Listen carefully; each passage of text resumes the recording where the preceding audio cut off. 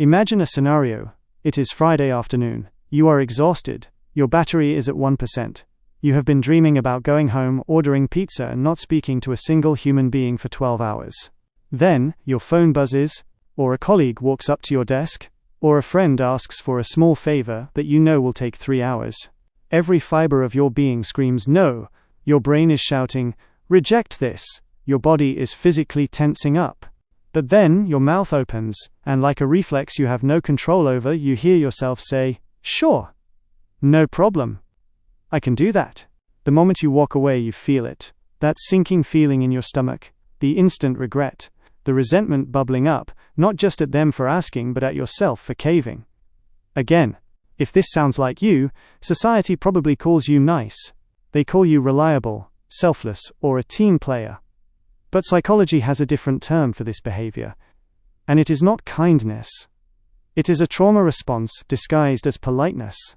Today we are looking into the brain of the chronic people pleaser. We are going to find out why saying no feels physically dangerous to you, and how to finally stop setting yourself on fire to keep everyone else warm. First, let's break down the biggest myth about people who can't say no. You probably think you say yes because you are just a very caring person. You value harmony. You want to help. While that is partly true, psychology suggests the root cause is darker. It is often driven by the fawn response. We all know about fight, flight, and freeze. These are the body's reactions to danger. But there is a fourth F, fawn. This is when a person responds to a threat by trying to please the aggressor to avoid conflict. Somewhere in your past, maybe in childhood, maybe in a past relationship, you learned a hard lesson. If I am difficult, I am unsafe. If I have needs, I am abandoned. But if I am useful, I am safe. So fast forward to today. When someone asks you for a favor, your brain doesn't see a simple request. It sees a threat to your social survival. Your amygdala gets hijacked. You say yes not because you want to help, but because you are trying to de-escalate a conflict that hasn't even happened yet. You are buying safety with your time. This leads us to the empathy trap. People who can't say no usually possess high levels of affective empathy. This means you don't just understand what someone else is feeling, you actually feel it in your own body.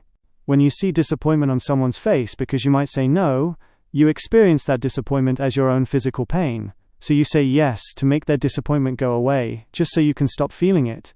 You are essentially taking a painkiller for someone else's headache. But here is the dangerous part. This creates what psychologists call a covert contract.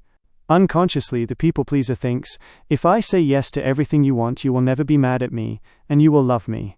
You are treating your kindness like a currency. You are paying your way into friendship or love. But the world doesn't work like that. When you give too much, people don't love you more, they just expect more. And when you finally burn out and can't deliver, they don't say thank you for everything you did. They say, why are you acting so weird all of a sudden? This creates a cycle of resentment.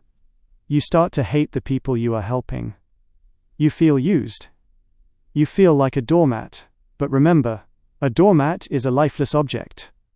You are a person who laid yourself down. So how do we fix this? How do we rewire a brain that thinks no equals death? We have to realize that a no is not an attack. It is a boundary. Imagine a house without walls.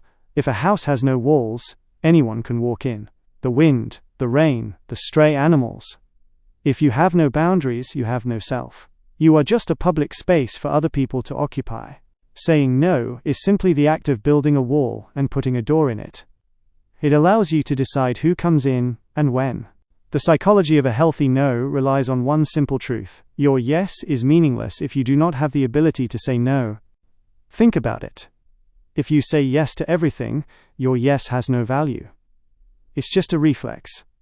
But when a person who has strong boundaries says yes, you know they truly mean it. You know they are choosing to be there, not forced to be there. Here is the practical step to take today. You don't need to become aggressive. You don't need to become a jerk. You just need to master the pause. The next time someone asks you for something, do not answer immediately. Hack your own reflex.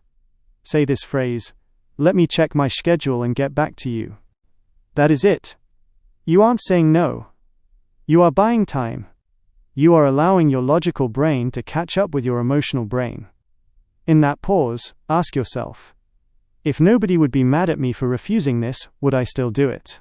If the answer is no, then your answer is no. It will feel scary the first time. Your heart will race. You will feel guilty. That guilt is just your brain trying to trick you back into your old safety patterns. Let the guilt sit there. Do not act on it. Because here is the secret. The people who get angry when you set a boundary are the exact people who benefited from you having none. Their anger is not a sign that you did something wrong.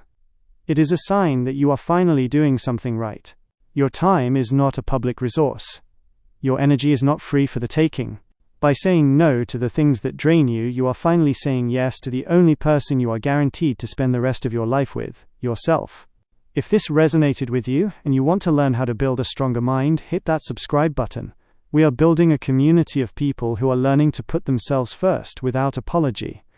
Thanks for watching.